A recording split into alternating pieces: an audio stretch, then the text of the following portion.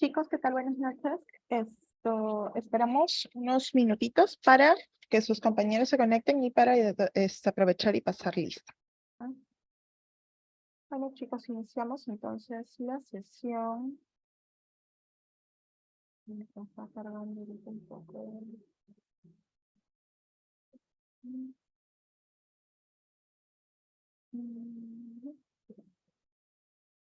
Vamos a empezar llamando lista.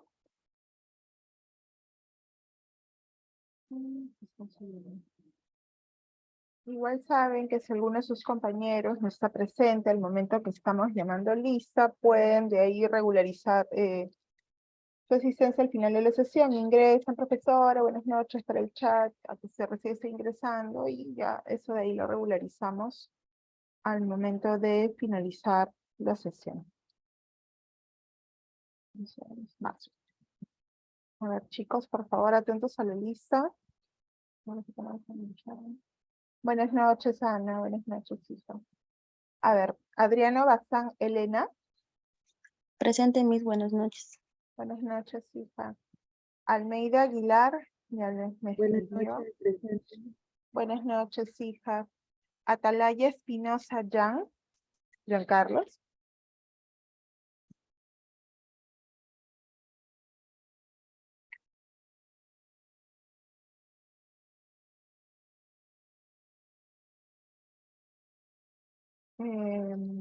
Barrio Nuevo Rojas, Roger. Campos Peña, Maridoli. Presente, Miss. Buenas noches, hija. Castro Zabaleta, Francesca.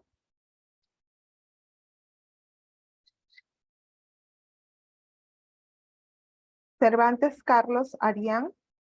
Presente, profesora. Buenas noches, hijo. Chávez Rivas Lady.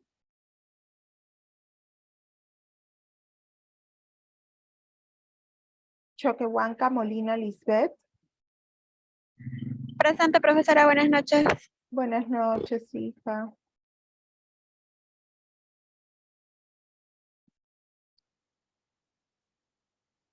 Cruz Gamarra Franco. Franco. Profesora Barrio Nuevo, buenas noches, disculpe la interrupción. Buenas noches, Roger. Dañino Ceballos Merari. Creo que eso pasó en la mañana. Está en la memoria. De la Cruz Torres José Carlos. Presente, profe. Buenas noches, hijo. Icaruca Hilario Raúl.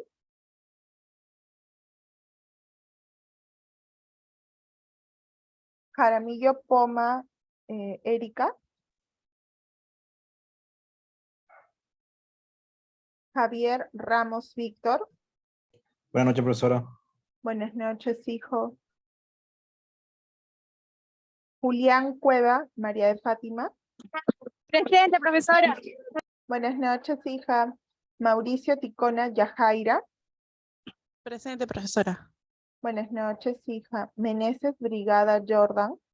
Presente, profesora, buenas noches. Buenas noches, hijo. Mijares Camacho Yuriber.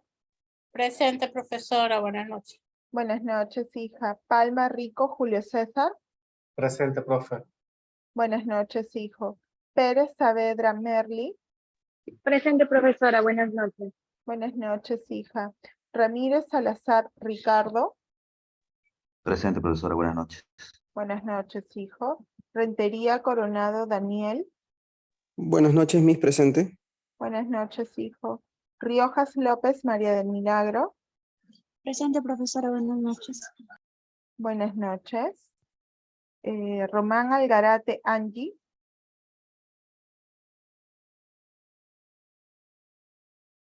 Sánchez Romero Norma. Buenas noches, Miss, presente. Buenas noches, hija. Sivincha Blas Estrella. Buenas noches, profesora, presente. Buenas noches, hija. Tornero Lastra de Rivera Janet. Presente, Miss. Buenas noches. Buenas noches, hija. Torres Huanca Wendy. Presente, Miss. Buenas noches. Buenas noches, hija. Y Valera Alfaro Tania.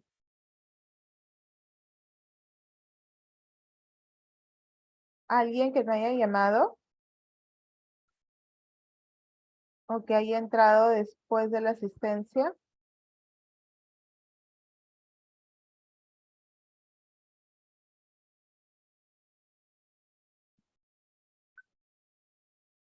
Sí, buenas noches, disculpe Jaramillo. Ya, hija, no te preocupes, no hay ningún problema.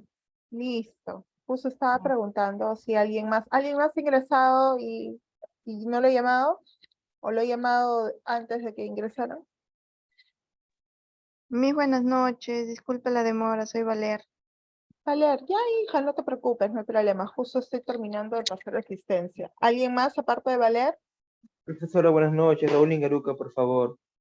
Ingaruca. Ya, Raúl, no te preocupes. ¿Alguien más? Gracias. De nada. ¿Alguien más, chicos? Listo. Entonces registramos asistencia y ya de aquí en adelante todos los que ingresen por el chat, Miss, profesora, licenciada, como gusten. Soy fulano de tal, estoy ingresando para que me considere mi asistencia y ya nosotros, posterior a la hora de finalizar la sesión, yo lo regularizo. Entonces, a ver, listo. A ver, chicos, el día de hoy vamos a, bueno, primero, decirles que en el aula virtual, en el campus, ya les he colocado, un momentito, tengo varias cosas abiertas. Ya les he colocado, aquí está.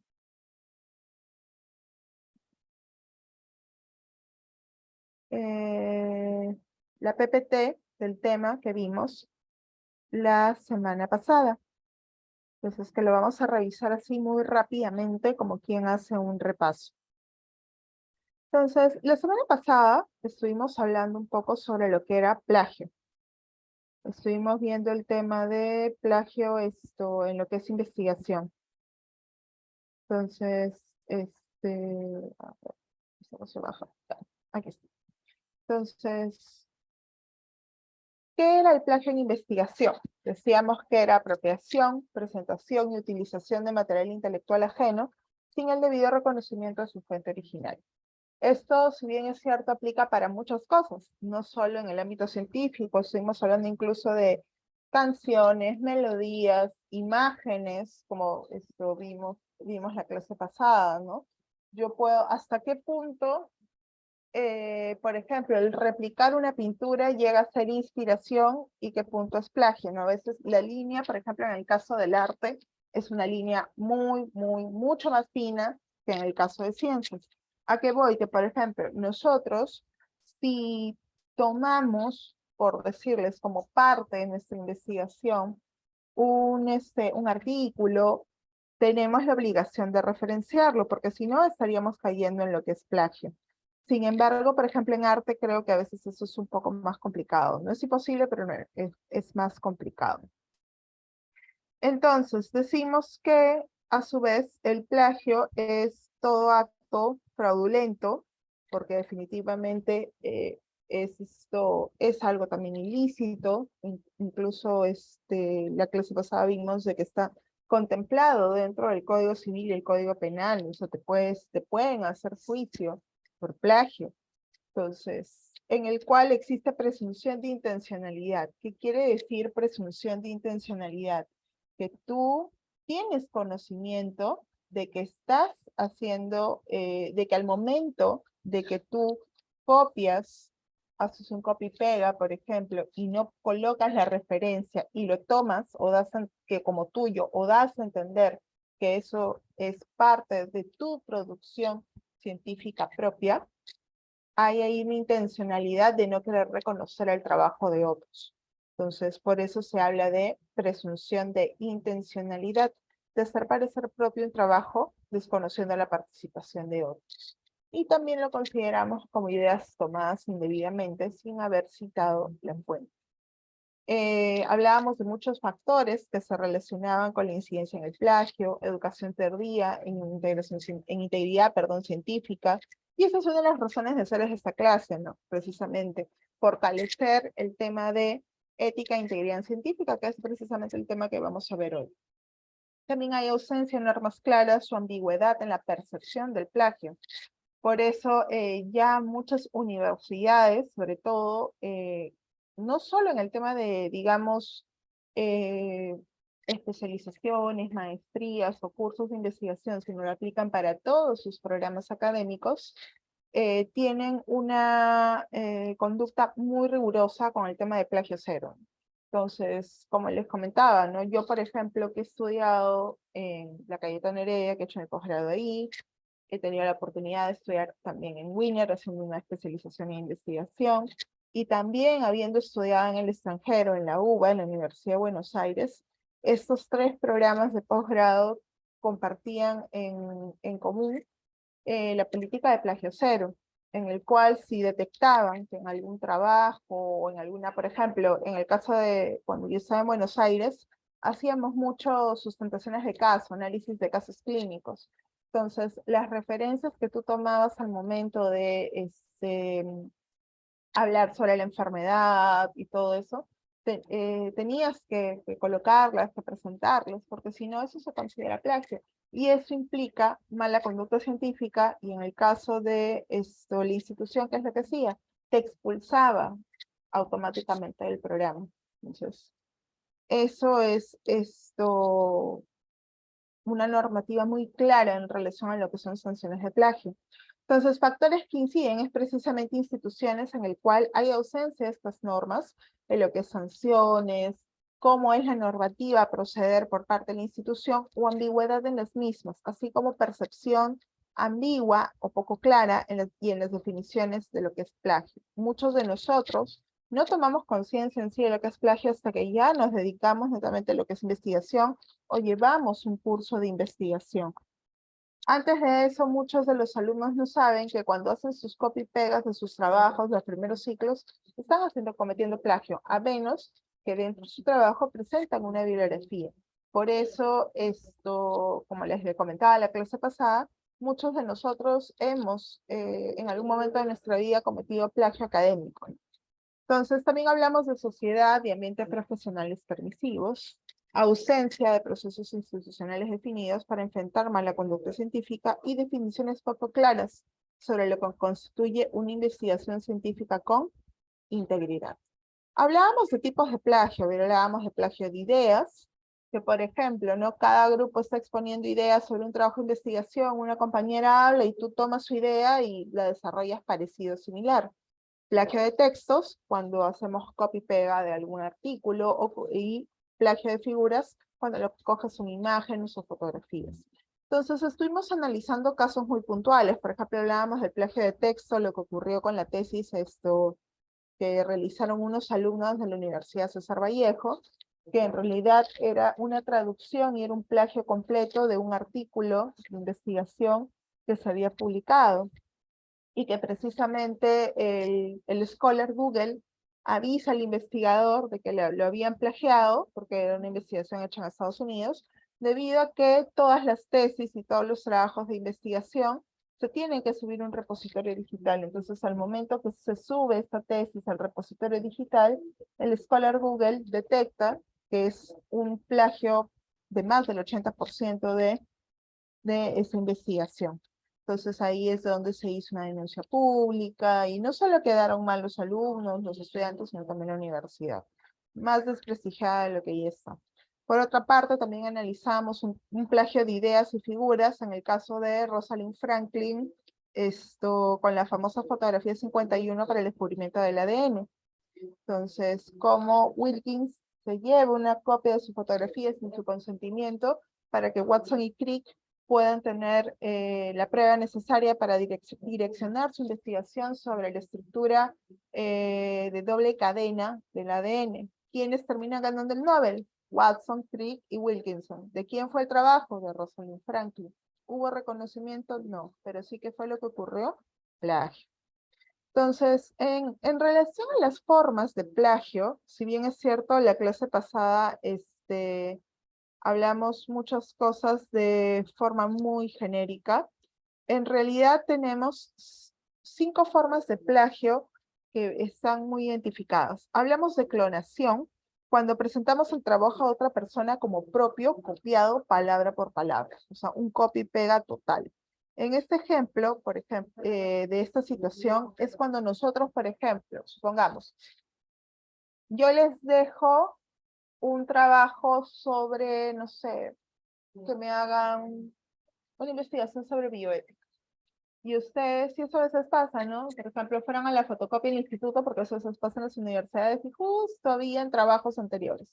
O vas, si no tienes tiempo, y dices, pucha, qué flojera, entonces te vas donde sacan copia al costado del instituto y le pagas al señor o la señora para que te haga el trabajo.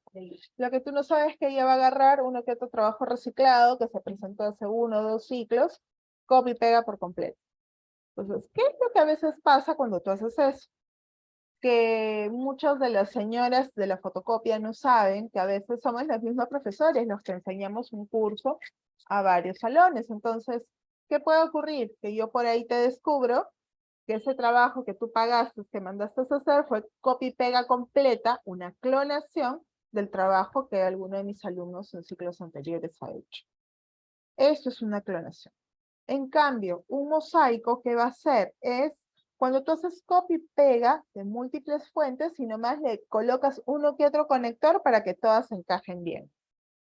Entonces ahí es, por ejemplo, quieres armar un texto sobre necrosis vascular de cadera, ¿no?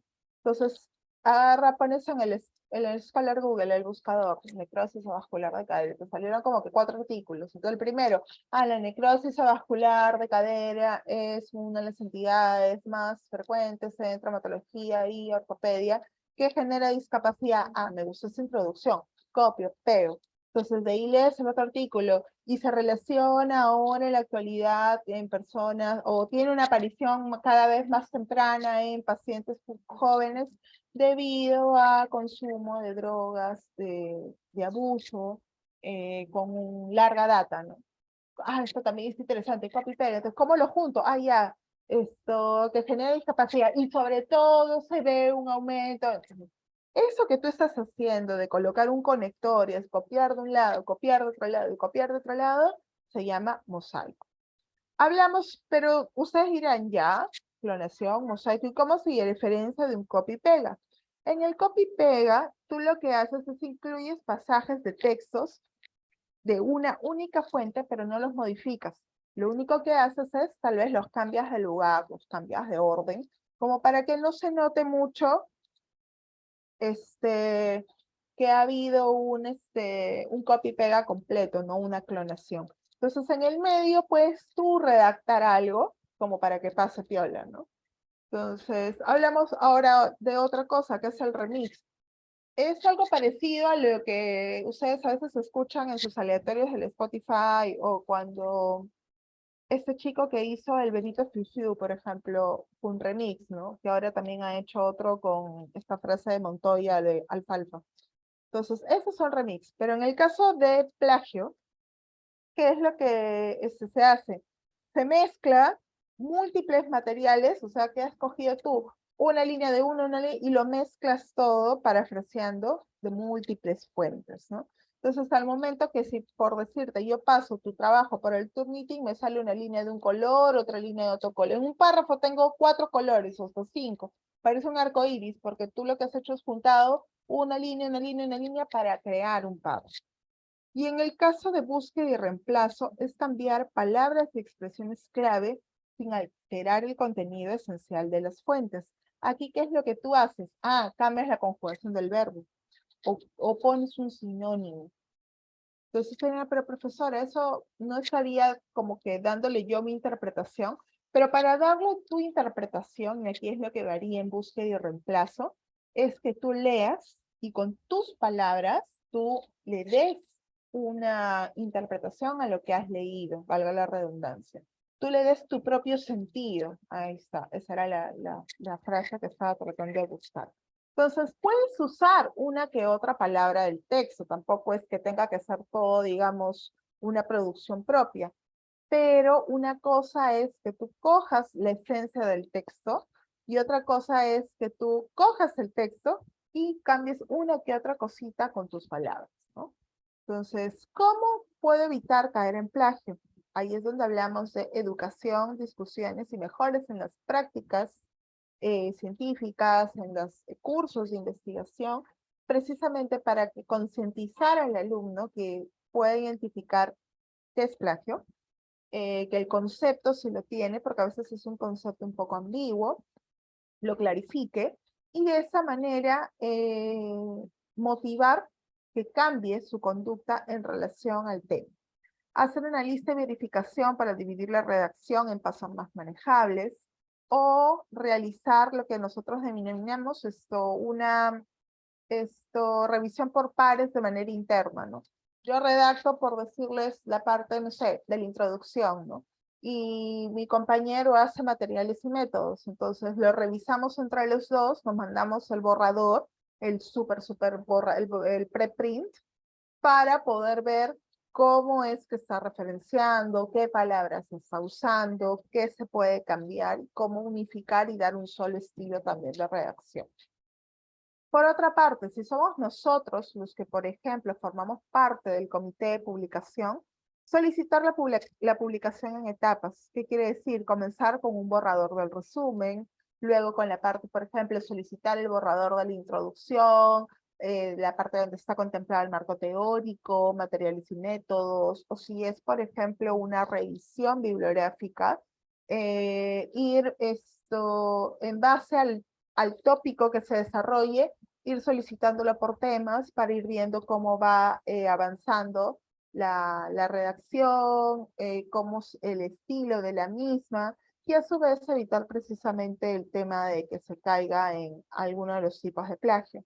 Y por otra parte, tener que cada institución tenga un acceso a un software, que puede ser el Turnitin mayormente, que permita detectar el plagio para poder hablar con el alumno, con el investigador que está tal vez cayendo en esto, y a realizar las medidas correctivas del caso. En este caso no hablo de sanciones, hablo de medidas correctivas. Supongamos que, por decirles, como es en el caso de ustedes, yo les puedo dejar un trabajo, les pido que hagan las referencias bibliográficas y detecto que las referencias bibliográficas no corresponden con el texto citado. Entonces ahí es donde te digo, ¿sabes qué? No sé, fulanito de tal, por favor, al terminar la clase, queda tu momento, conversamos contigo, analizamos la situación y vemos cómo es que tú puedes mejorar, ¿no? Entonces, la idea es cambiar el chip del alumno que está en proceso de formación, si hablamos de alumnos, notamente como ustedes, para que formarlos de tal manera que como parte de su avance como alumnos en el proceso de su carrera, ustedes mismos empiecen a desarrollar no solo integridad, sino rigurosidad científica en lo que es también su trabajo. Entonces, ¿cómo evitamos el plagio? Primero, ¿qué es lo que nosotros debemos citar? Fuentes verificables, hallazgos de investigaciones y publicaciones originales y revisiones. Cuando hablamos de fuentes verificables, son fuentes que, por decirles, si ustedes me mandan la bibliografía, yo puedo buscar, ya sea por la web, en el Scholar Google, o en otros buscadores, el Ginari, el Scopus, o verlo en el Sevier, o tal vez que ustedes ingresaron, por decirles, a la biblioteca virtual de Concitec, o incluso, sin ir muy lejos, a la biblioteca virtual del instituto que tiene el EBSCO, y puedo verificar que han hecho uso de eso, ¿no? O por decirles que me mandan muchos, por ejemplo, profesores, cuando tú estudias lo que es investigación, te piden que mandes del artículo que has redactado, o de la tarea que has hecho, del trabajo que has realizado, tu relación de bibliografía del Mendeley. El Mendeley es un software que te ayuda, así como el Zotero, no solo a hacer las referencias bibliográficas, sino en base a los temas se los agrupa como si fuera como estas tarjetitas bibliográficas. Entonces tú tienes tu relación de todo lo de la bibliografía que has consultado. Entonces muchos profesores, si tú mandas el trabajo virtual, te piden, ¿no?, que uses el Mendeley o el Zotero y que hagas y que le mandes ese archivo, ¿no? Con toda la colección de todas las fuentes que has usado o que has revisado para poder verificar. Hallazgos de investigaciones que pueden ser ya sea que sea la biblioteca, referencias a un libro, o también publicaciones originales o revisiones que pueden estar online. Por otra parte, ¿qué se debe tener en cuenta al momento de realizar una investigación y hacer búsqueda de información? Que el 50% de las referencias deben ser de los últimos 5 años, considerar también autores nacionales, no solo extranjeros. ¿Por qué? Porque la realidad de, por ejemplo, Perú en relación a tuberculosis puede ser muy diferente a África y puede ser muy diferente a Estados Unidos. La casuística es completamente distinta, la presentación de la enfermedad es distinta y los factores de riesgos asociados también. Por eso, si por decirles, alguno de ustedes quiere hacer alguna investigación sobre tuberculosis, no sé, se me ocurre, incidencia de tuberculosis multidrogo resistente en pacientes con diabetes mellitus.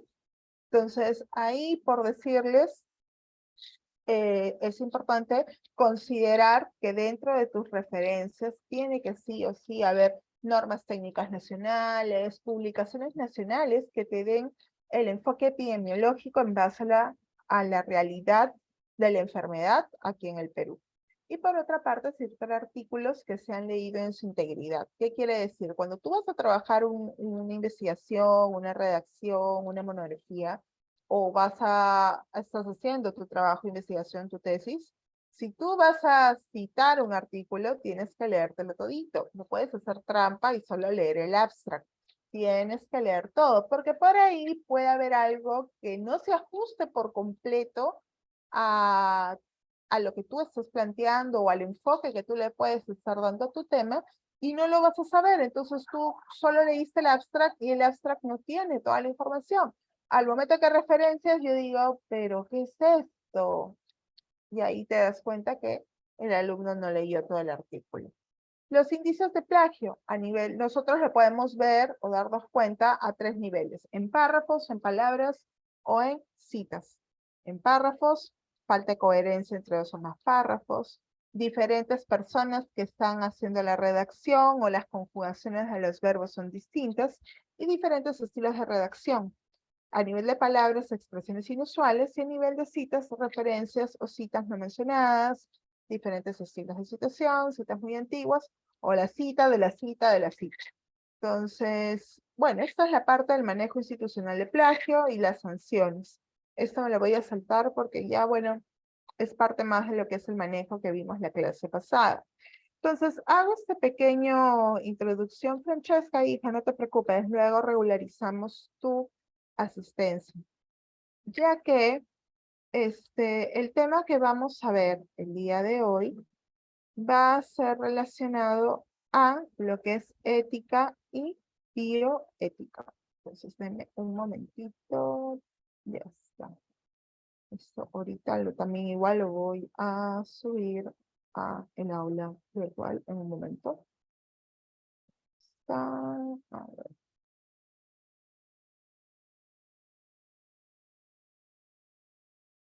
Entonces, el día de hoy vamos a hablar sobre lo que es ética en investigación. Un poco ya para cerrar el círculo en relación a lo que es integridad científica, buena conducta científica versus mala conducta científica, el tema de plagio. Entonces, todo englobado en conducta responsable en investigación. Entonces, al final de la sesión, ustedes conocen un poco sobre lo que es ética y también vamos a hablar sobre lo que es bioética y las diferencias entre ambas. Si bien es cierto hay diferencias, también hay que tener en cuenta que ambas se relacionan. Entonces, es lo que es ética en investigación. Ahora, yo les pregunto, ¿a qué llamamos ética en investigación? Cuando yo digo ética, ¿qué idea tienen ustedes de lo que es ética?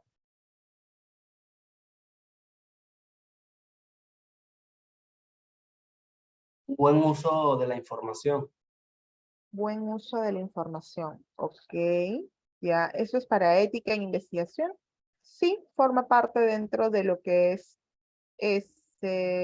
podemos considerar. Pero ¿qué más? ¿Qué es ética para ustedes? Cuando Profesora, escuchan la palabra ética, ¿qué es lo que se les viene a la mente? Disciplina. ¿Ya? ¿Qué más? Los principios morales de cada persona. Muy bien. A ver, ¿algo más?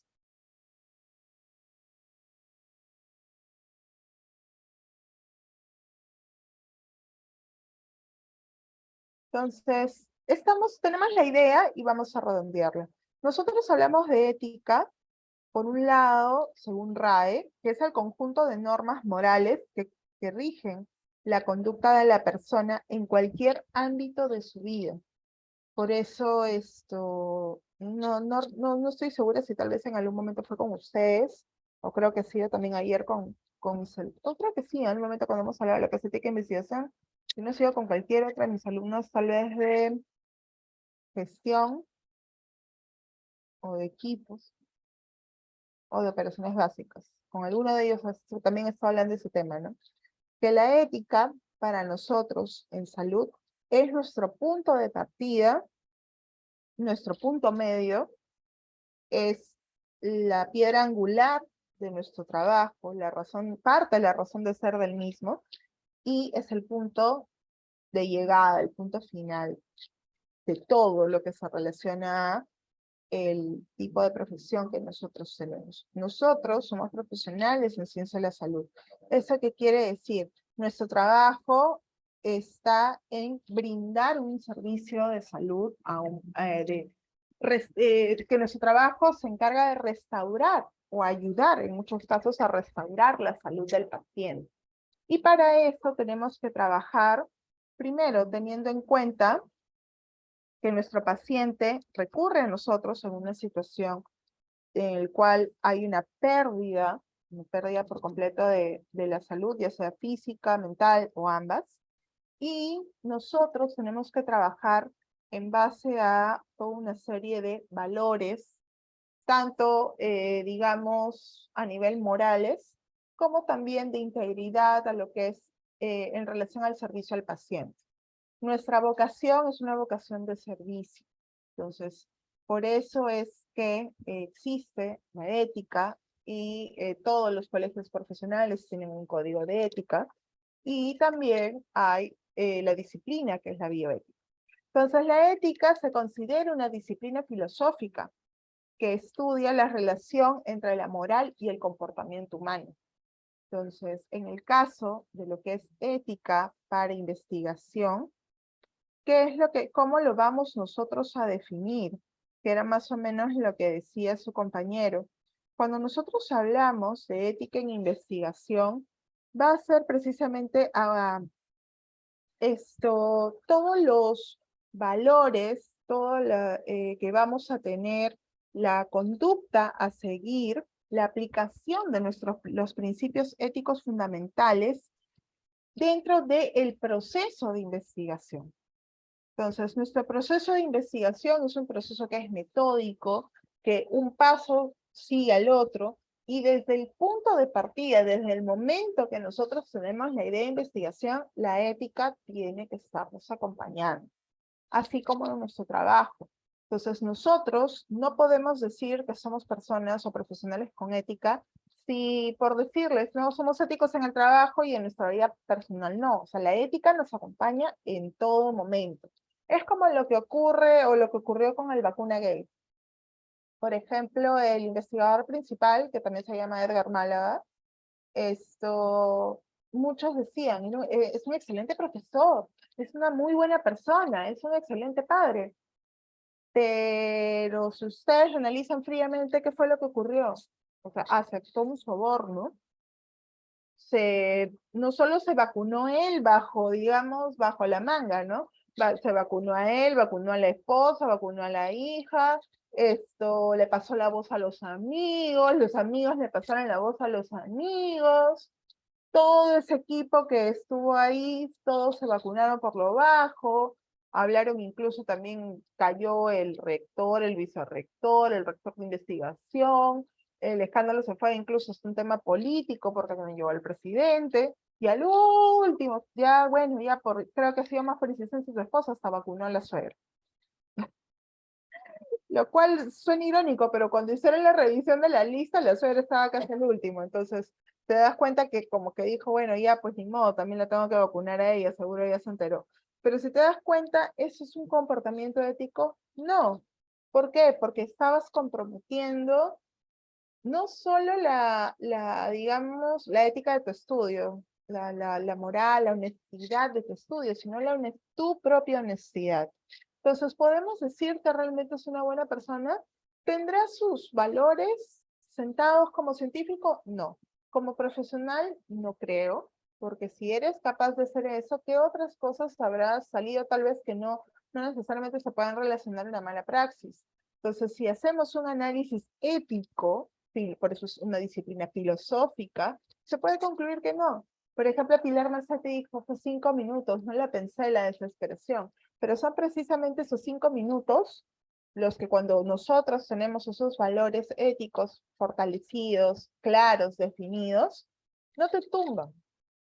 Entonces sé que suena muy moralista, pero precisamente la ética es la disciplina que habla sobre la moral, ¿no? Entonces, y muchas veces van a haber muchas situaciones que van a cuestionar tus propios valores de casa en relación a la realidad que tú vas a tener. Entonces, como me decía una frase que era de mi mamá y era de mi abuelo, bueno, mi papá también en algún momento nos los ha dicho de alguna otra manera, lo bueno o lo correcto no siempre es fácil, y lo fácil no siempre es correcto. Entonces eso es algo que siempre tiene que ser la directriz para ustedes que son jóvenes, no solo en su trabajo, digamos, con los pacientes, ¿no? Sino también y en su desempeño, tal vez si se dedican a la labor académica, a la labor científica, sino también en su día a día como personas, porque es un todo, la ética engloba todo.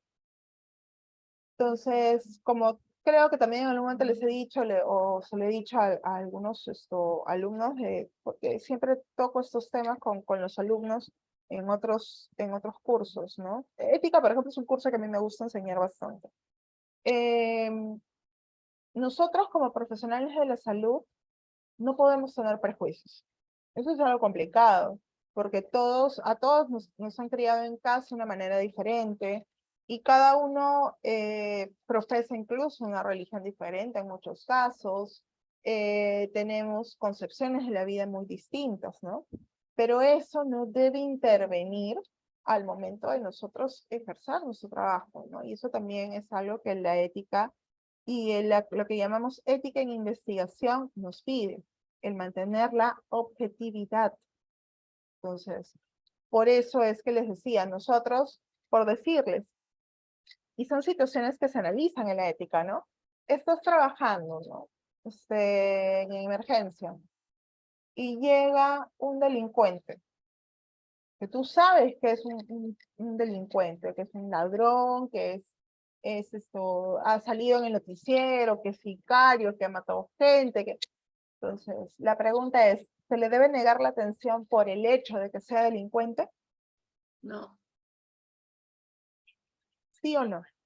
No, no se puede negar la atención. No se puede negar la atención. Ahora, la pregunta es, y eso a veces se discute mucho, porque tú dices, no se le puede negar atención, ay, pero que espere, que le duela, que sufra. No, que se aguante, ¿no? O lo hacen esperar, no les hacen caso. La pregunta ¿es un buen proceder ético eso? Claro que no. Exacto, o sea, y usted dirá, pero profesor, es un delincuente. O, por ejemplo, es un terrorista, ¿no? Probablemente, como pasaba con Abimael Guzmán, pero ¿por qué le dan atención médica si es un terrorista? Sí, es cierto, es un terrorista, ha cometido muchos delitos y se supone que está preso porque nuestro sistema judicial hace que esté preso y que cumpla por una pena por todos los delitos que ha cumplido. Como Fujimori. Fujimori habrá tenido, si nos vamos al tema político, algunos aciertos, pero es una persona que ha cumplido, que ha cometido también muchos delitos de lesa humanidad, delitos de corrupción, y tiene que pagarlos. Ay, pero profesora, por ejemplo, conversábamos también con un amigo que tiene su corazoncito naranja.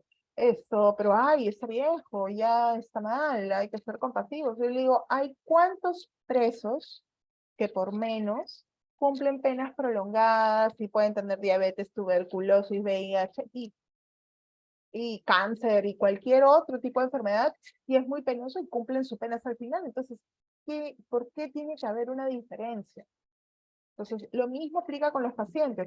Puede ser un terrorista, puede ser un asesino, y lo tienes que tratar. No, obviamente no les digo que vayan con una sonrisa, ¿no? Pero de la misma manera como cualquier otro paciente. Yo respeto mucho que, por decirles, lamentablemente cuando hablamos de ética tocamos temas muy álgidos, ¿no? Tal vez muchas personas, por creencias religiosas, por ejemplo, no les parece muy bien el tema de la homosexualidad. Y pasa, sucede, por ejemplo, nosotros que estamos en laboratorio, cuando te sientas en toma de muestra en laboratorio central o cuando trabajas en laboratorio de emergencia, tú no sabes qué paciente te va a tocar y te puede llegar cualquiera. Entonces, tú tienes que, así como recibes, por decirte, al paciente pediátrico con una sonrisa y le dices buenos días, buenas tardes, buenas noches, después de emergencia, como eres atento con un viejito, como eres empático con un paciente oncológico, tienes que hacerlo también con el paciente que es LGTBI, con el paciente que es código blanco, que es VIH positivo. Y muchos lamentablemente a veces les cuesta por un tema de creencias personales. Yo lo respeto, hasta cierto punto lo entiendo, pero no lo comparto. Entonces, pero la ética nos pide, la ética profesional, que no hagamos diferencias con ninguno.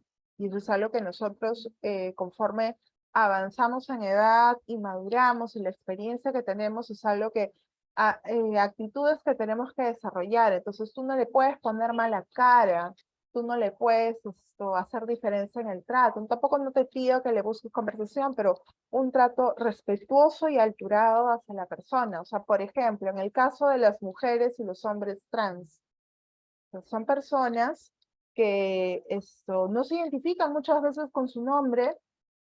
Por ejemplo, en el caso de las mujeres trans, no se identifican con el nombre que tienen. Entonces, tú que estás en toma de muestra y, por ejemplo, te llevas su documento y es no sé, Juan Pérez, ¿no? Disculpen si alguno tal vez se llama así, ¿no? Y tú ves que tiene un aspecto, o sea, que es una mujer trans, un aspecto femenino, no le vas a llamar Juan Pérez delante de todo el mundo. Entonces, por ejemplo, un alumno me decía, ¿qué hago en esos casos? Simple, paciente Pérez, paciente, su segundo apellido, no sé, Pérez, Pérez López. Entonces, algo neutro. Y es una situación que, por ejemplo, tal vez es difícil de manejar para ti. Pero ahí estás, al tú, por ejemplo, tratar a ese paciente de una manera neutra, le estás demostrando respeto. Y eso es un valor ético, un valor bioético que nosotros como profesionales de ciencia de la salud tenemos que tener. No les digo que le busquen conversación, no le digo para nada, pero por ejemplo, el hecho que tú digas, paciente Pérez López, vas a ver que se va a levantar el toque, va a venir, buenos días, pase por favor, siéntese. Cumpliste como profesional. Y como demostraste ser un profesional ético. La ética llega hasta ese punto. Pero profesora, eso también es una buena atención al cliente, es una buena atención al paciente, pero va de la mano con tus valores éticos. ¿Por qué? Porque dentro de la ética está el respeto al paciente. Una situación ética, por ejemplo, compleja, si hablamos del día a día de los profesionales de la salud, los pacientes, por ejemplo, los testigos de Jehová, que ellos, por creencias, no reciben hemocomponentes. Entonces, me acuerdo, conversábamos hace poco, debatíamos, es una de esas conversaciones que sale con mis amistades, ¿no? Ay, o sea, que si te llega un paciente por emergencia que se está desangrando y es testigo de Jehová y no quiere recibir sangre y la necesita, lo dejas que se muera. Si el paciente está consciente del riesgo que implica su decisión y decide mantenerse en la negativa de recibir la unidad de sangre, sabiendo que su vida corre riesgo, ¿no lo entiendo? No lo puedo entender. No lo puedo comprender, pero como profesional lo tengo que respetar. Es así. Entonces, es lo que la ética también nos demanda. Entonces, lo mismo que, por ejemplo, y si el paciente no está consciente, tienes que hablar con el familiar. Entonces, por ejemplo, si es el apoderado, por ejemplo, si tal vez un paciente que es soltero, hablar con los padres, no tiene padres, con los hermanos, si es casado con la esposa, y si profesan su misma fe, y entienden los riesgos que implica el no ponerle una unidad de sangre, el riesgo a su vida, y ellos aún así acceden, se tiene que respetar. No se entiende, tal vez nosotros, dentro de las creencias que nosotros podemos tener, que pueden ser distintas, no lo vamos a entender, pero eso no implica que no lo respetemos.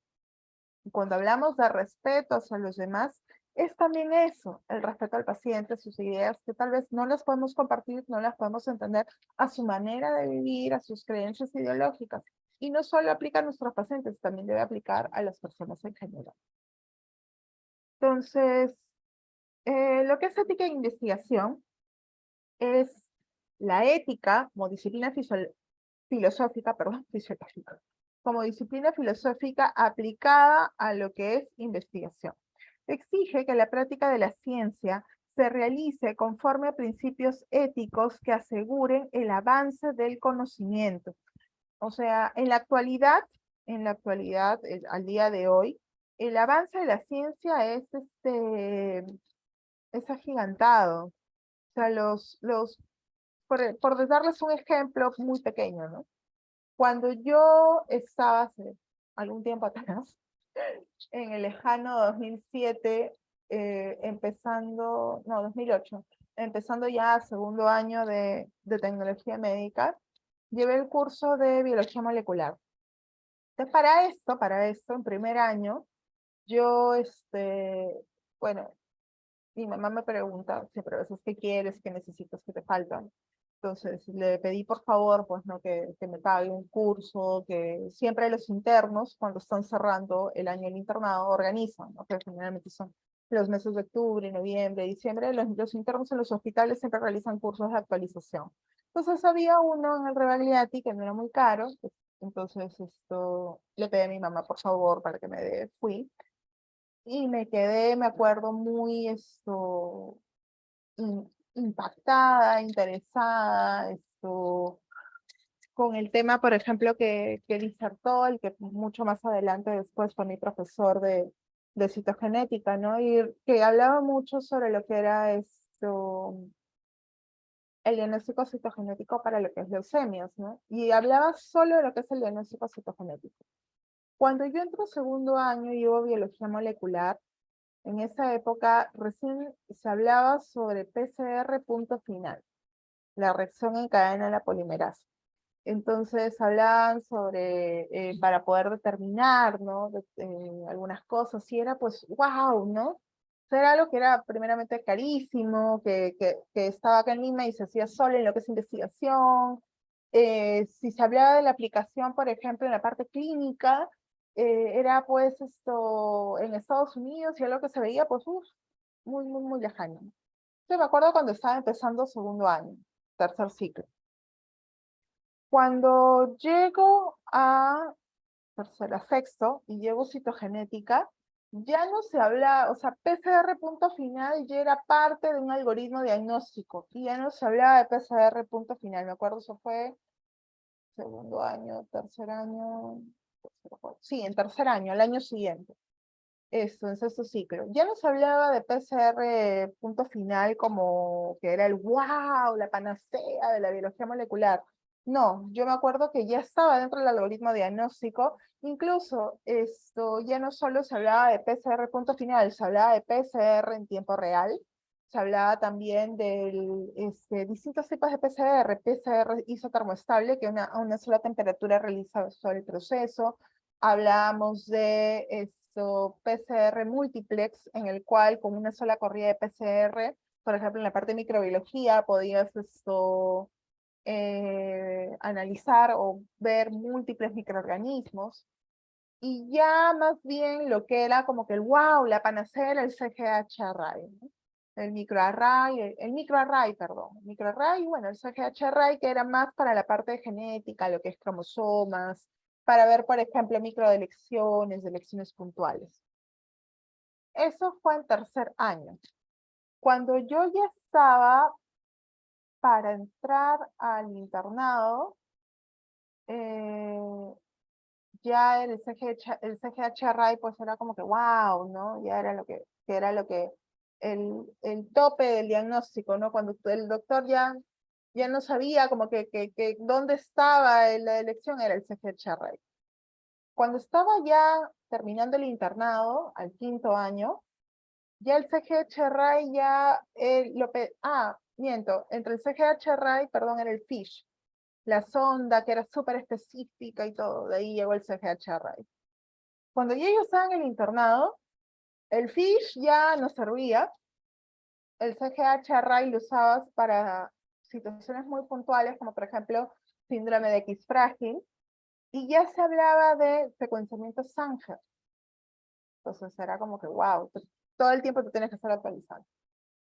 Cuando me estaba graduando, que fue, me acuerdo, yo acabé el internado diciembre del 2011, para marzo del 2012 ya me estaba graduando, y bueno, siempre me ha gustado el tema de ir a ponencias, a eventos científicos. Me acuerdo que bromeaba, me fastidiaba, ¿no? Tu cita perfecta es que el que esté contigo te acompañe, ¿no?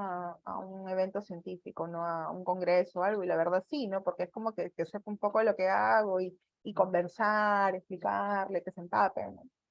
Bueno, ya saliendo del tema, ¿no?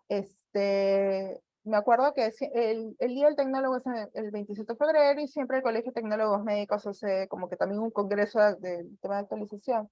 Y ya no se hablaba de solo secuenciamiento Sanger, se hablaba de secuenciamiento de nueva generación. Entonces, ¿por qué les cuento todo esto? Porque si ustedes se darán cuenta a lo largo de mi carrera, en lo que a mí me apasiona, que es la genética, yo he podido ir viendo cómo el avance de la tecnología ha ido rápidamente, porque en muchos casos al inicio fue como que de un año al otro y de ahí ha sido en cuestión de meses, conforme también el internet hace que toda la información llegue más rápido y todo sea mucho más globalizado, obviamente, ¿no? ¿Cómo va avanzando? Este avance exige que así como avanzas a pasos agigantados, también que la práctica de la ciencia se realice conforme a principios éticos que aseguren que este avance del conocimiento, no vulnere a las personas, ¿no? Entonces es por eso que la ética en investigación se focaliza en el interés de la consideración de los aspectos éticos en el desarrollo de la investigación, en su naturaleza y afines. Entonces, la ética en investigación permite que esta misma se realice conforme a una normativa vigente y con absoluto respeto a principios, compromisos y exigencias bioéticas, así como de bioseguridad en general. ¿Eso qué quiere decir? Que para el momento en que tú desarrollas tu investigación, la ética en la investigación te da los parámetros para que ya sea que trabajes con personas o incluso que trabajes con animales, se haga en base a el respeto de principios bioéticos y también de bioseguridad, para que no generes daño. Y en el caso del animalito, si vas a manipularlo, que sea respetando también el no generarle sufrimiento y todo lo demás. Entonces, pero todo esto, hemos hablado de ética. ¿Cuál sería entonces la diferencia entre la ética y la bioética? A ver, ¿qué es lo que ustedes creen?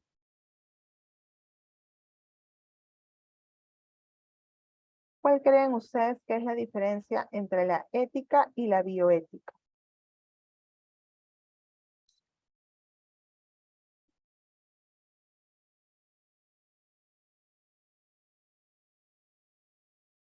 ¿Alguien tiene alguna idea?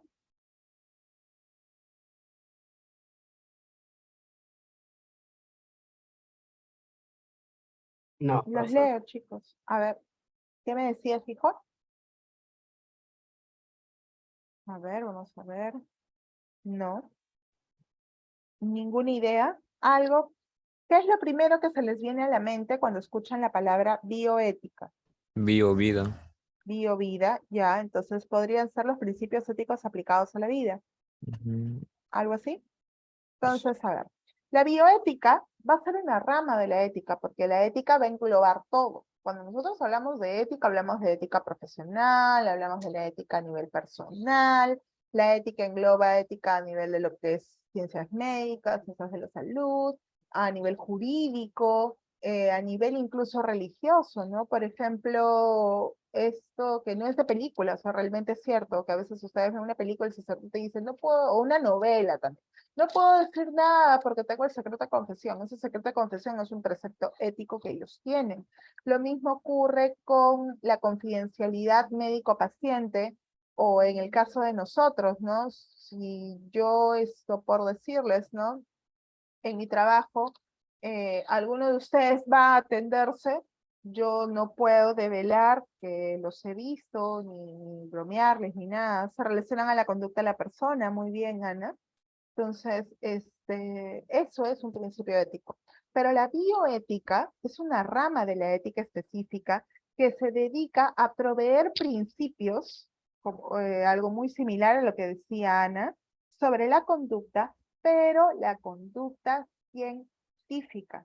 Abarca precisamente el estudio, el análisis de los problemas morales también relacionados a los avances de la ciencia. Como por ejemplo, cuando se hablaba mucho de las células madre, ¿no? Entonces, al inicio, cuando recién apareció el tema de lo de las células madre, se hablaba mucho de que la obtención de las mismas se daba cuando, que la única forma de obtener células madre era cuando nosotros, por ejemplo, estábamos en la época, en la etapa embrionaria, y si queríamos obtener células madre, era como que tendríamos que fertilizar algún óvulo in vitro y esperar a que se forme una blastómera y ahí sacarle todas sus células madre, y esa era la única manera de poder, y de ahí cultivarlos en el laboratorio. En un inicio se creía que esa era la única manera y que solo había células madre de ese tipo, que son las células madre embrionarias.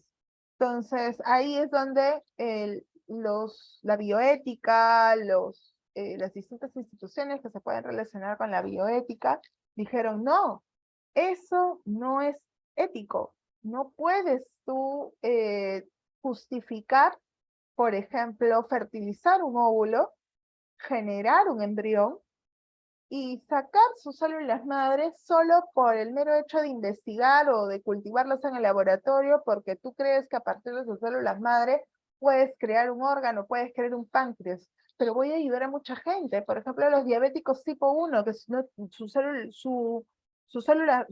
células beta de los islotes de Langerhans no producen insulina. Yo puedo colocar estas células y generarles una cura de la enfermedad. Sí, pero justifica el uso o el crear una vida in vitro para poder sacrificarla. Eso, por ejemplo, fue un inicio cuando hubo todo el debate al principio. Tal vez ustedes estaban, creo que en primaria, cuando ocurrió todo esto, este debate de las células madre. Luego se descubrió que habían distintos tipos de células madre. Hay las células madre embrionarias, hay las células madre mesenquimales, que nosotros, por ejemplo, podemos encontrar no en la sangre, el cordón umbilical, como muchos creen, sino en el cordón umbilical, en la gelatina de Wharton, que constituye la parte, digamos, más viscosa del cordón umbilical, ¿no? Y que eso se elimina junto con la placenta cuando el bebé nace, entonces al bebé no le pasa nada, ¿no? También tenemos, por ejemplo, ahora se sabe que podemos formar células madre o obtener células madre de cultivo de nuestras células de la grasa. Entonces, si en algún momento piensas hacerte tu lipo, te sacan tu grasita, eso se va al laboratorio, se cultiva porque ya hay procedimientos estandarizados y se puede obtener células madre. Como también podemos obtener células madre de la médula ósea y en mucha menor cantidad en la pulpa dental.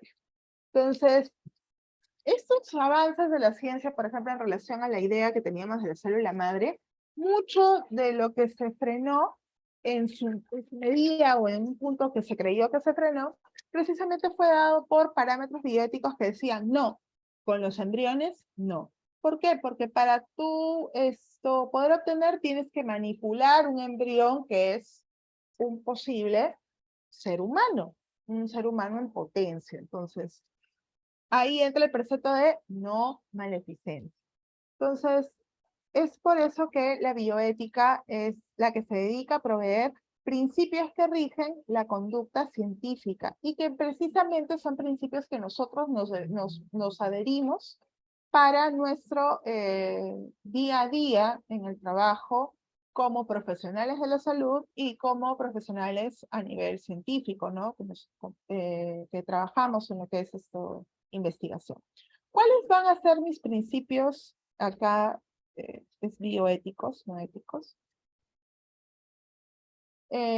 Hablamos de la no maleficencia, de la beneficencia, de la justicia, de la autonomía y del respeto de la dignidad de la persona. Entonces, al momento de yo plantear una investigación, yo puedo querer investigar, por ejemplo, como pasaba en esos años, ¿no? El uso de las células madre para restablecer la función de los pacientes con diabetes mellitus 1. Pero eso justifica que tú fertilices múltiples embriones y obtengas células madre para investigar, ¿sí o no? Entonces, ahí es donde la bioética te manda o analizas estos principios bioéticos, ¿no? Entonces, por ejemplo, tenemos el principio de autonomía. Este principio tiene un carácter imperativo, en el cual habla que debe respetarse como norma que tiene la autonomía de la salud del paciente. ¿Qué quiere decir? Yo tengo que respetar que las ideas del paciente, y a eso, por ejemplo, aplicaba el ejemplo que les daba en el caso de los testigos de Jehová, su autonomía, su poder de decisión. ¿Hasta cuándo el paciente quiere acceder a un tratamiento? No puedo forzarlo a que siga, por ejemplo, tratándose si ya quiere parar. Esto, por ejemplo, pasa con los oncológicos. El principio de autonomía. O sea, a veces, por ejemplo, tenemos pacientes que ya se les diagnostica con cáncer, pasan por un proceso de quimioterapia. La quimioterapia no es solo una, son a veces 20 sesiones de quimio, 10 sesiones de radio, y tal vez el paciente entre en remisión, pero en muchos casos no. En muchos casos más bien, a pesar de que pasan por todo ese proceso que es muy desgastante, lleno de muchas reacciones adversas, muy doloroso, muy agotante, el paciente no entra en remisión, sino más bien hace metástasis. Entonces, hay algunos pacientes que dicen, no, yo voy a luchar hasta el final, quiero probar otro tratamiento, quiero seguir. Pero también hay pacientes que dicen, no, ya no más radio, ya no más quimio, ya no quiero estar tomando esto para las náuseas, ya no quiero que me estén poniendo nada, quiero disfrutar el poco tiempo que me queda. Eso, para nosotros como profesionales, nosotros no podemos obligarlos a decirle, no, tú estás enfermo, tú te tienes que tratar sí o sí. No, no podemos hacer eso. Nosotros tenemos que respetar su decisión, su autonomía. Entonces, hablamos también de un principio de beneficencia. La beneficencia promueve el mejor interés del paciente. Y ahí es donde choca con el principio de autonomía, porque el principio de beneficencia nos dice, pero no tenemos que tener en cuenta en muchos casos la opinión de este. Nosotros tenemos que ver lo mejor para el paciente. Sí, pero profesora, ¿y dónde queda la autonomía? Por eso es que estos principios bioéticos, si bien es cierto, se relacionan, en muchos casos chocan. Por eso es que tiene que haber un equilibrio. Entonces, cuando nosotros tenemos en una circunstancia así, tenemos que respetar el principio de autonomía y el principio de beneficencia. ¿Cómo se logra eso? Cuando tienes, por ejemplo, un paciente, dando el ejemplo de un paciente con cáncer, ¿qué es lo que haces? Señor, señora, su diagnóstico es este, su situación es esta. Estas son las opciones que usted tiene. Usted puede optar por ese tratamiento, va a tener las siguientes efectos adversos, le va a ocurrir esto, va a pasar por esto, ¿va a ser doloroso? Sí, va a pasar esto, se le explica todo. De tal manera que el paciente, o sea, ahí le estás dando la beneficencia de que tenga el acceso a todo el tratamiento, pero respeta su principio de autonomía porque le das la opción a elegir. Entonces, si decides no optar por el tratamiento, respetaste el principio de beneficencia al querer dárselo, pero también tienes que respetar el principio de autonomía del paciente de decidir si lo recibe o no. Entonces, hablamos de un principio también de no maleficencia, en el cual va de la mano con el de beneficencia, porque prevalece en el no perjudicar innecesariamente a otros. Lo que en medicina se le dice una frase en latín, primum non nocere, ante todo no hagas daño. Entonces, uno tiene que analizar que el accionar médico, que el acto médico, que el tratamiento que da, o que el tratamiento que va a hacer, la decisión médica que va a tomar, ante todo no haga daño al paciente. Esto a veces es muy cuestionable, ¿no? Entonces, es como, por ejemplo, cuando un paciente, fue un caso tiene, por ejemplo, un accidente de moto, ¿no?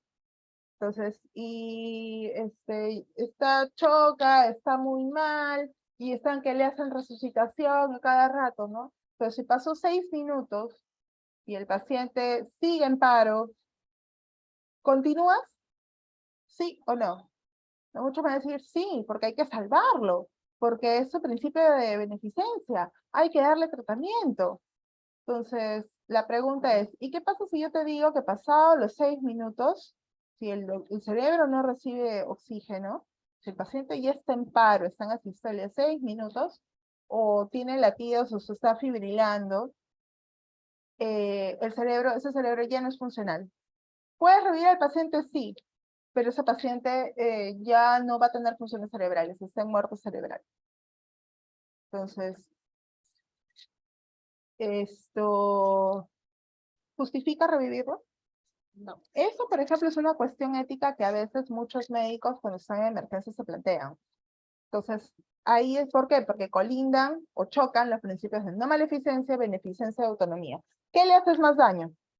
Revivirlo y tenerlo atado a una máquina para que reciba cuidados paliativos, alimentación complementaria, el paciente se escare, aparte que genere un gran por ejemplo, gasto económico para la familia. Entonces, todas esas cosas se contemplan, ¿no? Y por eso es que hay protocolos que se trabajan y que precisamente, ¿qué es lo que hacen? Si después de 6 minutos hay pupilas dilatadas, no hay respuesta del sensorio, hay una escala que precisamente mide todo eso, Glasgow 3, o 2 o 3, ya no vale la pena revivirlo porque el paciente no va a tener autonomía sobre sí mismo. Entonces, ahí aplica el primum non nocere, en la no maleficencia, el ante todo, no hagas daño. Entonces, pero profesora, ¿y qué pasó con el principio de beneficencia? Se aplicó, porque le diste tratamiento. Cosa muy distinta sería que lo vieras que está mal y que no hagas nada. Ahí sí atentas contra el principio de beneficencia. Si lo dejas simplemente morir. Pero si tú aplicas el RCP, si tú estás bolseando, dándole oxígeno, y a pesar de todo eso, pasan 6 minutos y ya llega un punto en el cual su situación es irreversible, entonces ahí sí aplica el principio de no maleficencia. Si ya están en asistolia, simplemente ya no revivir. Entonces, como se darán cuenta, la bioética te pone en situaciones a veces muy complejas. ¿Por qué? Porque el acto médico, el dar el trabajo del día a día a los profesionales de salud, es así. Es como, por ejemplo, me acuerdo de una situación que nos pasó en el laboratorio, ¿no? Cuando estábamos en época de pandemia, la época más difícil, ¿no? Muchos de los reactivos que teníamos, las compras demoraban mucho en llegar, no por un tema del Estado, de que no hubiera presupuesto, sino que por la alta demanda de muchas importaciones o exportaciones hacía de que muchas pruebas no llegaran. Entonces llegamos a un punto en el cual muchas de las pruebas que usábamos de laboratorio para seguimientos de pacientes de COVID, teníamos que empezar a elegir qué paciente se le procesaba todo el perfil y a qué paciente se le procesaba sobre algunas pruebas. Entonces ustedes dirán, ¿hasta en eso se tenía que elegir? Sí, se llegó a un punto en que hasta en eso tenías que elegir. ¿A quién le puedo procesar? Por ejemplo, la troponina es una de las pruebas del perfil COVID, ¿no? Sobre todo en el paciente que tiene COVID severo, el que está en UCI. Y le pedían troponina en la mañana y troponina en el control de la noche. Y decíamos, tenemos un paquete de 100 pruebas. ¿Qué paciente lo va a necesitar? No, nosotros decíamos shock trauma, si llega un infartado, sí o sí lo necesita. Pero el paciente que está con COVID también lo necesita. Ya, ¿qué vamos a hacer? Entonces era empezar a analizar a qué paciente se le procesa, a qué paciente no. Lo mismo nos pasaba, por ejemplo, con algunas pruebas que no llegaban precisamente por problemas de importación. Entonces llegamos a un punto en que nos quedamos sin proteínas para LSR. Y me acuerdo, llegaron 2 muestras. Llegó una de un pediátrico y llegó una de un paciente de un adulto. Y teníamos una sola, o sea, una sola solo se podía procesar una en ese momento, porque era emergencia. La otra la teníamos que guardar y que al día siguiente vaya al laboratorio central y la procesen a primera hora, a las 7 de la mañana. Entonces, ¿pero qué es lo que ocurre? En emergencia, ustedes saben que el paciente es prioritario, porque precisamente necesita el resultado porque está en peligro su vida. Entonces, por alguna razón, este señor necesitaba un estudio de proteínas LSR y este pediátrico también. Entonces, teníamos que elegir a uno. Entonces, ahí es donde nuestros principios éticos a veces pueden chocar, pero tú tienes que ver, por ejemplo, no maleficencia, no quiero hacer daño, pero ¿quién beneficia más? Entonces, ¿quién lo necesita más? ¿El niño o el adulto? ¿Quién está más grave? ¿Quién lo necesita más urgente? Entonces, esas son situaciones que van a ocurrir y ocurren a veces, no tanto en el día a día, pero en situaciones a veces muy que te ponen a veces a prueba porque es difícil, por ejemplo, decidir. Entonces, y sobre todo manteniéndote dentro de todo este tema de la bioética, ¿no? Justicia. Cuando hablamos de justicia es tratar a cada uno de los pacientes como corresponde, como les mencionaba también anteriormente, con la finalidad de disminuir las situaciones de desigualdad. Esta desigualdad ideológica, social, cultural, económica, religiosa, el índole de género, el índole que fuera. Y hablamos también del respeto a la dignidad de la persona. El accionar médico o las decisiones médicas que nosotros podamos tomar no pueden atentar no le pueden quitar la dignidad a la persona. Entonces, ¿qué valores ahora cuando nos centramos en lo que es investigación? Porque acá, por ejemplo, tocamos los principios bioéticos que rigen a todos los profesionales de la salud. Yo soy profesional de salud, ustedes prácticamente ya lo son 6 ciclos, no abrir y cerrar de ojos, ya va a ser mi último día de clases con ustedes. Entonces, ¿qué valores debe tener aparte un investigador? Honestidad en su trabajo, en honestidad al momento que plantea, por ejemplo, una idea de investigación y que no se le está copiando a nadie, o que no se le está quitando a nadie, o que no está atrasando a nadie. Objetividad. Entonces, el cual yo no puedo permitir que mis pasiones intervengan en el proceso de la investigación. ¿Qué quiere decir? Por ejemplo, hago el planteamiento de una hipótesis y al momento que la estoy desarrollando veo de que mis datos no comprueban mi hipótesis, más bien la desvalían, ¿no? ¿Tengo que continuar? Sí, eso es el objetivo, ¿no? Y ahí es donde viene lo que a veces ocurre cuando hablamos de mala conducta científica. ¿Qué es lo que hago? No, yo necesito validar mi hipótesis, falseo datos. Eso no debe hacerse, eso no puede ocurrir.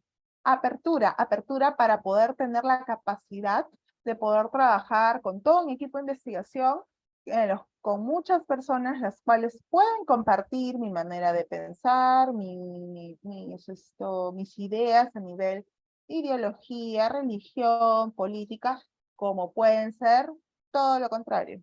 Yo, por ejemplo, puedo ser católica y tengo que tener la suficiente apertura para poder trabajar con alguien que es ateo, como con alguien que es agnóstico, como alguien que es testigo de Jehová, y respetar las creencias de cada uno, y trabajar, y tener la apertura de trabajar todos, como quien dice, juntos, pero no revueltos, obviamente. El respeto hacia la persona, el respeto hacia los sujetos que participan en investigación, el respeto a mis compañeros de investigación, a los otros investigadores en base a las diferencias. Yo, por ejemplo, tal vez, no es mi caso, ¿no? Pero, por ejemplo, puedes ser tú una persona que tal vez eres un católico del Opus Dei, ¿no? Entonces, obviamente, no admites el tema de la homosexualidad y tu compañero de trabajo o tu investigador junior, tu mentee, es gay. Porque la vida a veces también te pone en esas circunstancias. Entonces, tiene que haber un respeto hacia sus creencias, tiene que haber un respeto hacia sus decisiones, hacia sus diferencias. No puedes, tal vez las diferencias que puedan haber en tu ideología, en tu credo, que generen que intervengan y deslegimiten a la persona por esas, ¿no? Responsabilidad en tu trabajo, responsabilidad en el desarrollo de tu investigación, la responsabilidad que tienes con tus pacientes, con los sujetos de investigación, una integridad también, que es lo que, por ejemplo, ocurrió con el vacuna Gates. Se perdió al momento que aceptaron vacunarse por lo bajo, hubo una pérdida de integridad, porque eso es algo que no se debe de aceptar, porque es como si fuera un soborno. Ha habido una falta de responsabilidad de todas las personas que aceptaron participar voluntariamente del estudio, hubo una falta de respeto. Entonces, y también imparcialidad. ¿Eso qué quiere decir? Yo no puedo ni dar una opinión, ni intervenir durante el desarrollo de mi investigación. Encuentra los datos que encuentra. Entonces, cuando hablamos de las características de la investigación científica, hablamos que es una investigación que tiene que ser objetiva, tiene que ser verificable, pasa por una neutralidad ética, que acá también se lo menciona, es sistemática porque tiene un plan organizado, que inicia desde la idea de investigación hasta la publicación o la generación de el artículo para publicar con la investigación. Es confiable, ya que los hechos deben ocurrir bajo circunstancias prescritas, es precisa, abstracta y tiene predictibilidad, intenta explicar y predecir. Entonces hablamos dentro de las características de lo que es investigación científica, que la hipótesis debe ser comprobable, debe involucrar un razonamiento deductivo, debe estar compuesto por una variable independiente y una dependiente y debe haber un proceso de experimentación. ¿Eso qué quiere decir? Que la investigación científica va a estar basada por el método científico. Será profesora, pero esto que tiene que ver con la ética. Que en todo este proceso, desde la observación, la elaboración de la pregunta, la construcción de la hipótesis, el poner la experimentación, el poner a prueba la tesis, el realizar el análisis de los datos y la comunicación de los mismos, estos valores tienen que estar presentes. Y junto con nuestros principios bioéticos. Yo les cuento, por ejemplo, no es una anécdota, ¿no? Una ocurrencia personal. Dentro de la línea de lo que yo hago en mi trabajo, que es investigación, ahorita estamos en lo que es traumatología y ortopedia, y sobre todo, por ejemplo, lo que es terapia celular y regenerativa, trabajamos con plasma rico en plaquetas, ¿no? Una de las tantas cosas con las que trabajamos. Entonces, yo haciendo búsqueda de información, porque la idea era esto, para poder generar un nuevo protocolo, hacer un estudio, llegó a mis manos por ahí un artículo en el cual habían aplicado o habían hecho un estudio de plasma rico en plaquetas para el tratamiento de sinovitis con pacientes con hemofilia. Ustedes saben que la hemofilia es una enfermedad en la cual hay la falta de un factor, el factor 8, el cual hace que la persona tenga sangrados espontáneos en muchos casos, ¿no? O que el más mínimo golpe le genere un sangrado. La sangre no puede coagular por la falta de este factor 8. Entonces, me acuerdo, me conseguí el paper, me conseguí el artículo, desarrollé como que un pre-protocolo, todo, porque me pareció una muy buena idea, ¿no? Entonces, y me acuerdo, o sea, por eso les decía, no puedes tener una buena idea de investigación, ¿no? Porque, ¿qué es lo que ocurre? Los pacientes con hemofilia hacen muchos sangrados articulares espontáneos, hemartrosis, y las articulaciones se hinchan, entonces debido a la falta de factor. Entonces, como a ellos, sobre todo acá en el Perú, la dosificación de factor se realiza más que todo, como quien dice, conforme cómo va evolucionando. Si al mes tuvo 5 sangrados, tal vez él es moderado. Si tuvo 10, no eres severo, entonces les van dando van ajustándoles la dosis de factor, porque ellos le echan las dosis de factores por mes, cada 2 meses. Entonces, no hay digamos, un protocolo o un estudio genético, como se hace en en otros países, como para poder estimar la necesidad de factor. Entonces, esto acarrea que muchos de los pacientes desde edades muy tempranas tengan estas hemartrosis, esos sangrados articulares, los cuales dañan la membrana sinovial de las articulaciones y les genera a largo plazo un mayor o menor grado de discapacidad. Entonces, la idea con la investigación que yo quería hacer era aplicar este plasma para tratar esta sinovitis, ¿no? Obviamente había muchos factores de inclusión, de exclusión, ¿no? Entonces, involucrados en el proceso. Pues entonces era porque el problema con el hemofílico es a nivel de factor, o sea, sus plaquetas funcionan bien. La hemostasia primaria está bien, el problema es la hemostasia secundaria, la cascada de coagulación. Entonces, a mi jefe, que es el médico traumatólogo con el que trabajo, le gustó la idea. También estaba muy animado, muy empilado, porque el paciente hemofílico, pues, también es caserito en traumatología ortopedia, precisamente porque ellos al final, a largo plazo, necesitan reemplazos, artroplastías totales, reemplazos articulares, ¿no? Debido al gran desgaste que sufre la articulación por esos sangrados continuos. Pero cuando nosotros como que elaboramos el proyecto, porque todo centro de investigación tiene que tener como que algunos ya cuando son más grandes tienen un comité de ética institucional. Por ejemplo, en el caso de nosotros instituimos como que un comité interno, ¿no? Entonces una comisión interna, ¿no? Entonces tenemos un sacerdote, tenemos que tiene sus estudios en bioética, también hay un doctor. Entonces nos reunimos, ¿no? Y miren, ahí está investigación. Porque nosotros como investigadores podemos tener la idea.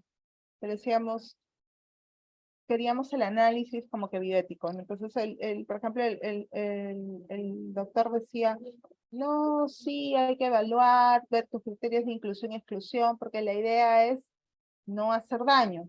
Acuérdense, nos decía al principio no maleficencia.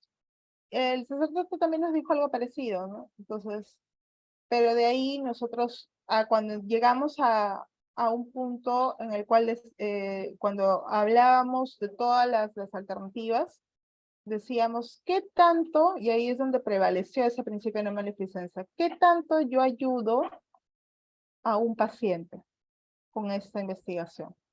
Porque al momento de hincarlo, le voy a generar un sangrado. Entonces, ¿qué tanto beneficia? Eso me acuerdo nos dijo el sacerdote, ¿qué tanto puede beneficiar esta investigación a tu paciente? Y eso es lo que les hizo dudar. Me dijo, a ver, ¿valdrá la pena someterlo porque el sacarle sangre, tomarles una muestra de sangre es tedioso, porque ellos tendrían que ponerse una buena cantidad de factor para que el momento que le tome la muestra de sangre no les genere un sangrado. Y para aplicarles el plasma es otro rincón. Entonces, ahí es donde nosotros al momento de analizar el proceso de la experimentación, que era el colocar el plasma, todo el protocolo del proceso, decíamos, ¿qué tanto justifica esa parte que ellos pasen por todo eso, ¿no? Para ver si tal vez se recuperan, si tal vez no. ¿Qué tanto va a ser la tasa de recuperación? ¿Qué tanto los va a ayudar? ¿No? Si al final solo es alargar lo inevitable. A la larga igual, así se sometan a este tratamiento, van a necesitar la artroplastía el recambio de la articulación. Al final decidimos no hacerlo. ¿Por qué?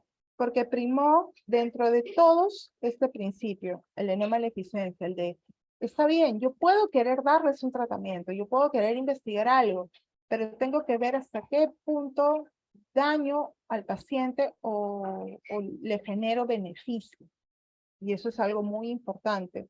Por eso es que todos estos principios bioéticos están juntos entre sí, digamos que están ahí, y tienen que estar, o sea, presentes desde el momento que nosotros realizamos la observación, hacemos la pregunta, construimos la hipótesis, y al momento también de la experimentación. Entonces, bueno, eso ya les pregunté, ¿no? Si llegan a hacer lo mismo, ya sabemos que no. Entonces, sin embargo, uno se relaciona con el otro. Entonces, a eso es a lo que yo quería llegar, y ustedes se han de recordar el primer día que tuvimos clase. A muchos yo les preguntaba, ¿no? ¿Qué tanto beneficia la investigación que tú estás haciendo a tu paciente? ¿Qué tanto beneficia el, por ejemplo, tomarle muestras sanguíneas cada cierto tiempo? ¿El resultado de investigación le va a generar un beneficio o no? Todo eso hay que analizar desde el punto de vista bioético al momento que nosotros planteamos una investigación. Entonces, ahora, muy brevemente, ya las principales regulaciones, los documentos que vamos a tener, uy, acá me comí la O de bioética, para lo que es ética, tenemos al Código de Nuremberg, que se generó en 1947, y que precisamente nace a partir de los juicios de Nuremberg, que se dan al término de la Segunda Guerra Mundial, y que se realizan a todos los miembros del partido nazi, de la SS y de la Gestapo, ¿no? ¿Por qué? Porque durante el Holocausto hubo, sobre todo en Auschwitz, y en muchos campos de concentración, en muchos guetos, muchos ensayos clínicos, muchos experimentos médicos, los cuales atentaron de muchas formas contra los pacientes, y atentaron contra todos estos principios bioéticos de maleficencia, beneficencia, justicia, respeto a la dignidad de la persona. Entonces, el primer documento regulatorio que habló sobre la importancia del respeto a la persona que participa en una investigación, el sujeto de investigación, es el Código de Nuremberg, el cual recoge una serie de principios que rigen hasta el día de hoy sobre lo que es la experimentación con seres humanos. Entonces, el cual fue, digamos, el punto de partida para, a nivel de lo que es estudios con personas, lo que son ensayos clínicos, el punto de partida para hablar de principios éticos en lo que es experimentación, ¿no? Luego viene la Declaración Universal de los Derechos Humanos en 1948, que complementa mucho el Código de Nuremberg. De ahí hablamos de la Declaración de Helsinki, la cual es considerada uno de los documentos más importantes en lo que es ética en investigación con seres humanos. A pesar de que ninguno de esos son instrumentos legales, pero sí son documentos regulatorios. La Declaración de Helsinki especifica más detalladamente lo que es investigación clínica y refleja cambios en lo que es la práctica médica desde el término acuñado como experimentación humana, el Código de Nuremberg, y empezar a llamar, por ejemplo, ensayo clínico. Por otro lado, la Declaración de Tokio precisamente es una en la cual habla sobre, si bien es cierto, habla sobre que toda la tortura es contraria a las leyes de la humanidad y es antiético, y la misión es antiética a la misión superior del médico, perdón, de aliviar y socorrer a las personas humanas, ¿no? Entonces, habla sobre precisamente la importancia de la bioética dentro del proceso de investigación. Y regula, o por ejemplo, habla de que no se debe permitir, y que sobre todo los médicos, el personal de salud, los investigadores, no deben permitir o rechazar, por ejemplo, el usar a presos o a personas con capacidades distintas como sujetos de investigación.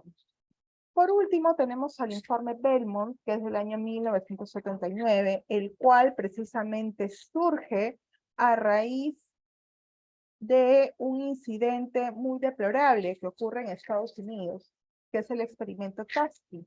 El experimento Tuskegee es un estudio clínico que fue llevado desde el año 1932 a 1972 en Tuskegee, Alabama, en el cual muchos médicos inocularon sífilis a 600 parceros afroamericanos para poder ver el desarrollo de la sífilis desde el momento de la inoculación. No les dieron en muchos casos tratamiento y obviamente atentaron contra todos los principios bioéticos. Entonces, el informe Belmont precisamente es un informe creado por el Departamento de Salud, Educación y Bienestar de los Estados Unidos.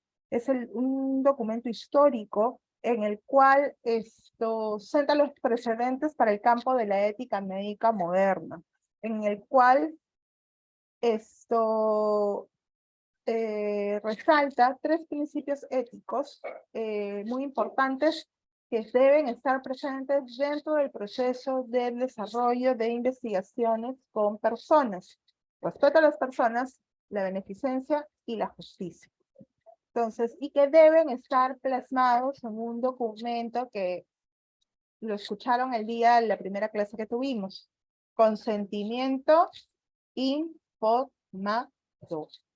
Cuando tú vas a realizar una investigación en la cual involucra personas, no solo es que la persona te debe de decir, sí, quiero participar. Debe de tener un documento que detalle todo el proceso de tu investigación y que esta persona al momento de firmar, primero, tenga claro todo lo que involucra su participación, que la participación en este estudio no atente contra su respeto, que no vulnere su estatus de persona, que no vulnere su salud, y en caso sucediera, obviamente los investigadores tienen que asumir los perjuicios a la salud de los participantes. Y además de ello, la persona, el participante, tiene que tener muy en claro que tiene todo el derecho de retirarse en el momento que crea conveniente. No está obligado a participar hasta el final. El que tú participes en una investigación, en un ensayo clínico, que generalmente son las investigaciones que se relacionan con personas, no es un contrato vinculante. El consentimiento informado no es un contrato vinculante. ¿Qué quiere decir? Que no porque la persona lo firme y decide participar, está obligada a participar hasta el final.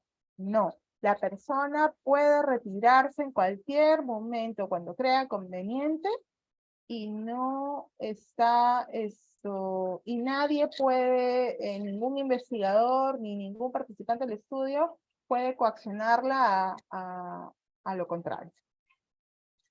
Entonces, hasta ahí, ¿alguna duda o alguna pregunta? No, ¿Algo que no haya quedado claro? ¿Algo que quieran saber?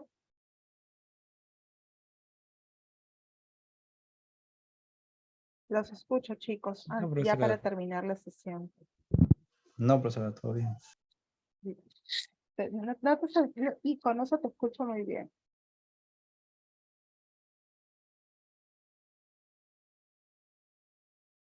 ¿Todo claro? Ya.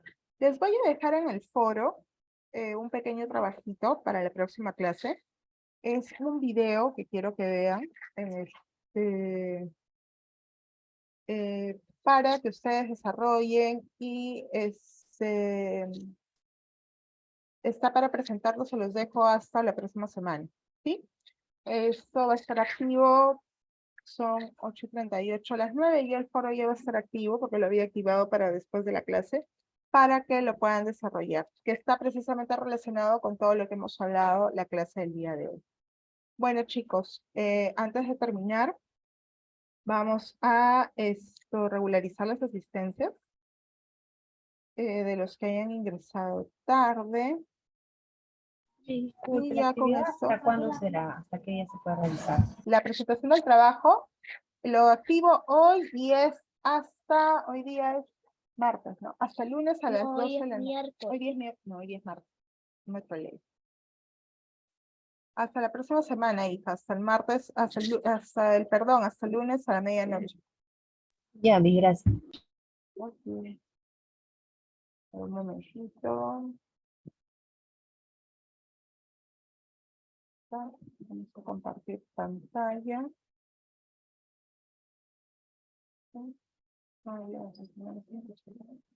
A ver. Vamos a ver rápidamente la asistencia ya para que se puedan retirar. Hola, hola, 23 años.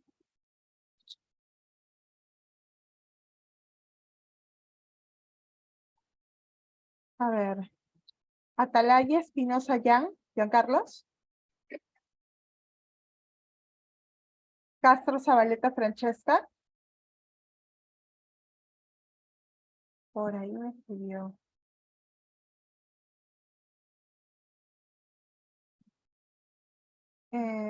Chávez Rivas Lady. Choquehuanca Molina, no, Lisbeth está, perdón. Cruz Gamarra Franco. Dañino Ceballos Merari. Vamos a cambiar la mañana. Y Román Algarate Angie. Bueno, chicos, entonces, si ya no hay más ninguna duda, ninguna consulta y nada más que actualizar, cuídense mucho, nos vemos. Fue un gusto verlos. Nos vemos la próxima semana. Buenas noches, mil Profesora, gracias. Buenas noches. noches, chicos.